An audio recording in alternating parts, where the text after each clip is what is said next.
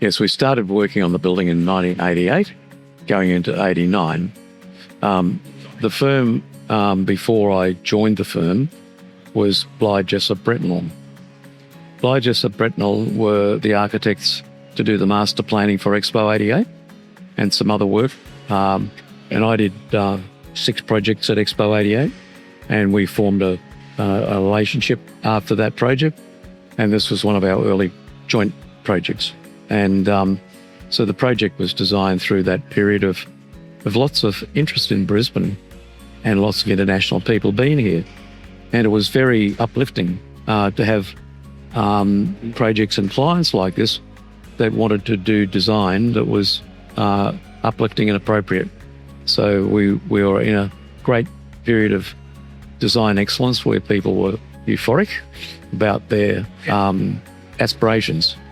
And so this was one of those periods.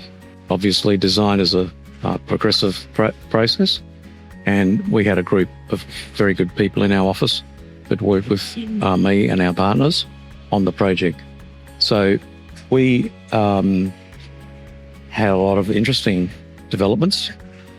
This is a project that's been designed from first principles, which means that as you design a project, you take into account of all the things around you, the site, the aspect, the purpose of the building, all those sorts of things. And so you go through the whole checklist of issues, SWOT analysis, and make sure that the design starts to meet up with that. So you do a functional brief first, and then make sure you understand what the building is in words, and then you develop that into a product like this.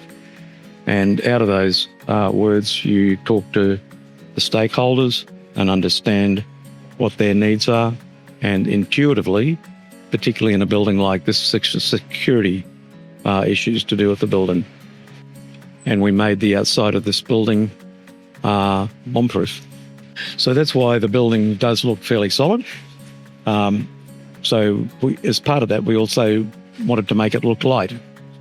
So it's got a cap on the roof, floating roof, which is light blue, and it's got a lovely curve to the top to make it look light. Whereas a lot of the building, it looks very heavy because it has to be. The external element of the building is all structure. So it's a big gridded structure around the whole thing. The top could be light. But the top of the building, as you can see in this atrium, this whole atrium ventilates out through the roof in the event of a fire. So it's got fire dampers up there that will open and let the building breathe during an event like that if it ever happened.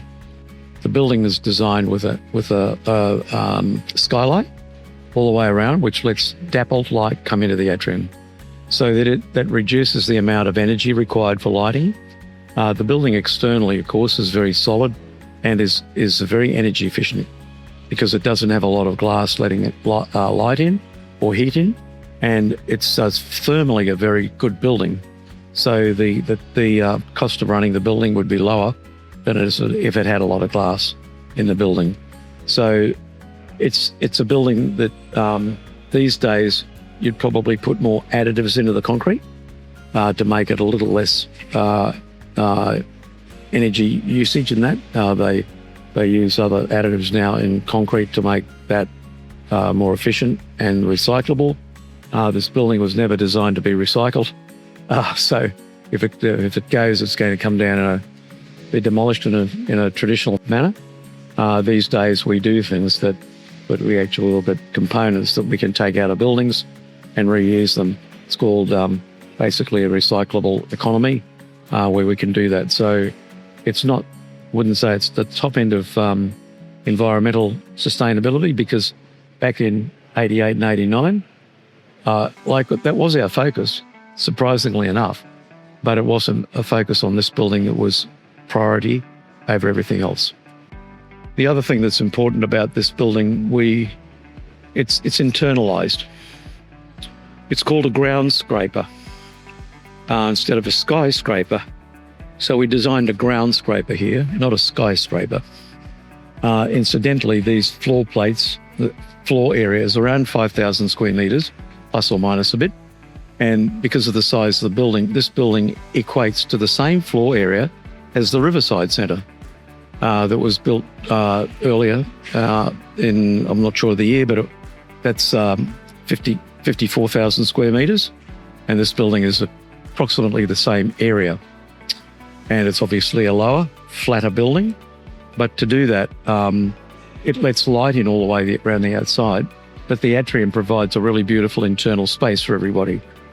And as part of that, we wanted to make fantastic sculpture in here to hang at the top.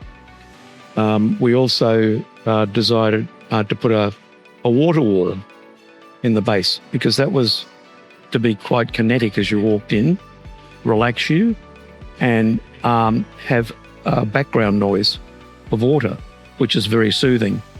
And ultimately that didn't get put in. We ended up with this white light wall. So the intention was to make a different feel at the lower level, but it still works well. The atrium is very well used, and it's a lovely open space where people can relate to where they're going inside, and that's another important function of this. And it would have been terrible to go right out to the edges and not have an interior space. And as I say, they do this sort of planning model in Europe. It's very, very much used in Europe in the cities, and not only for office developments, but also for residential developments. You imagine the old courtyard houses in Copenhagen and all those sort of places. In France, Paris, they've got this sort of edge treatment that gives you a big open space. So that's what happened as we developed the planning for this building. And at the time, it was the very largest floor plate in the city. 5,000 metres for a floor plate is very large. And they're very efficient buildings to plan and to build, because the planning on a floor works at least 10% better than a normal vertical building, because you don't have to do vertical connections. You basically got more levels on bigger plates. So they work better for office environments. And for this building, they work really well, because you've got a lot of people interacting with each other on departments that are large departments. And at the back of this building, there is a beautiful view of the river. And it's a lovely view in two directions, down both reaches of the river. So it's a building that's got a number of facades. They're the key elements that started to drive this building. It was really interesting because we did a contract which is called an early contractor involvement, an ECI. And so having an ECI enabled us to work with the contractor and project management side to get a much more fluent process and a much easier non-litigic development process. And it's not a process. It's an interactive process that works a lot better when you're building a building, because there's the contractual changes you can make it a lot easier, and you do end up with a better building at a lesser price, because everybody's working together from day one. So that was a really interesting process. The thing about this building is that it's a contemporary interpretation of an Aldo Rossi approach. Aldo Rossi was a postmodern Italian architect who was leading the field in postmodernism, whereas we didn't want to design a postmodernism building as such. The textures and the integration vertically, it's turned out to be a postmodern building, because it's layered vertically by the heavy base, which is marble and containment, and then the cream base, and then the floating roof. So it's got these elements of base, middle and top. And that's particularly a trait of the postmodern movement, where you look back at history and look at how buildings are composed. And so this building is composed due to that process of history. And whereas in Queensland, we always design buildings that is designed for the climate. Because the climate, we're in a subtropical environment, and we need to make sure that we sunshade our buildings. And if they're not air conditioned, they've got to be cross-ventilated. This building also complies with that idea and concept. It's got very deep recesses, so it shades the glass, and it shades it all around, so without having to put shades in the front of them. And the windows are not really large. So the windows are reasonably well managed in terms of the heat loss and heat gain. That's the first thing. And I think that, so the exterior is this gridded thing with not lots of glass. And that also supports the need for the building to be strong and to still look regimented and contemporary at the same time. So it's a building that has been a good building. A lot of people, probably criminals, think it looks very hard, but it is a bit hard because it has to be. A building tells what it is. This building tells what it is. Doesn't pretend to be something else. And I think that, as you know, the building's got some basements in it for various uses, and it's got the office and forensic activities that occur within the building space. They've all got to be secure and yet function as a whole. And they do that through a vertical circulation system of elevators at both ends of the atrium. So the building's got extremely good circulation, and it's got very good fire protection as such.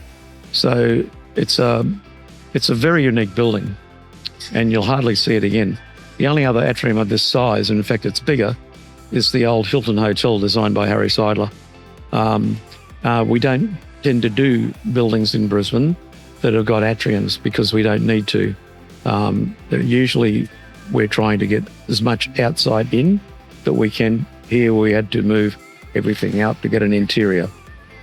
Slightly reversed planning, but it's produced a building that tells about what it is. It's a very functional building, and it's a very durable building. And I think that it's been a very good asset for the government. There weren't that many challenges. I mean, once we decided after first principles design process, they all sorted themselves out. And if you do that up front, you don't run into too many problems as you go through the project. I think it's the experience of understanding what the building's all about. And I think through this talk, they'll get an idea of what the derivation of the design is. When you're outside, you just see this massive building, and you're not aware of what the internal function of the thing is, and how beautiful the interior is, and how nice it is to work in. And I think that it doesn't express itself outside. It's an internal expression, and it's a very efficient building for the client and the people that operate here. So I think the message is that it's working the way it was designed, which is nice. It hasn't changed, which is lovely. And I mean, this sculpture is just beautiful to have in this space. He's a very famous sculptor, and it's just lovely to have that. Without that sculpture and art and architecture, it would be a lot more plainer, and that involves a lot more love and heart in that introduction of art. We had this space and we thought, how do we deal with this? And as you can see, I mean, the structure of the interior is really nice. It's got all these vertical columns with haunches that hold the walkways. So the sculptural connections are expressed, and they're part of the subliminal operation of the space. And so they all add up to be an element, even the way that the balconies come back into this space and the handrails come in, there's a gap. All those things have been well thought through, and a lot of the users wouldn't understand, or they probably would understand if they had time to think about them. But there are a lot of things in here that are very nicely detailed, and they add to the romance and the beauty of the space. Well, I think all the things that I've been speaking about today are all surprising and interesting, because most people don't understand what's in the building, and have people come in and have a look at what the building's all about and have the explanation that I've just been able to give you. They will understand the building a lot better, because it is one of these buildings that is a secret building, and it's a secure building. So it's not one that you can look into and through. It's actually an interiorized project. So there's that basic difference. And as I say, it's sort of non-Queensland in some ways, because Queensland buildings open out to the air. This one closes the space. That's why the space has got to be really so good. The whole idea of the planning is to provide this beautiful space that everybody can enjoy every day. Well, I think for our firm, it was a very highly successful collaboration because I had 3 other partners at the time, Graham Bligh, John Voller, and Bob Gardner. And we worked on the project all together, all with our own expertise. And I think that we delivered a very successful building because of the coherency of the partnership that we had. And that partnership doesn't exist anymore. And we were 120 people. We had an office in Ann Street and some great senior people in our office as well. And you need good talent to deliver a building like this. You don't deliver a building like this without a coherent design team that can deliver it, and also with a great builder who we work with. So we were really fortunate on this project to have good people working together. I love coming to work every day too, because it's the way that I design buildings, because I get a new challenge every day, because the way that I design from first principles. So every time you come in, you're designing something new every day, and it never becomes boring. It becomes a wonderful gift. I'm very excited to be here. It's a long time since I've been in the building, and I think that, it's lovely to come back and see it operating efficiently and functionally and everybody happy.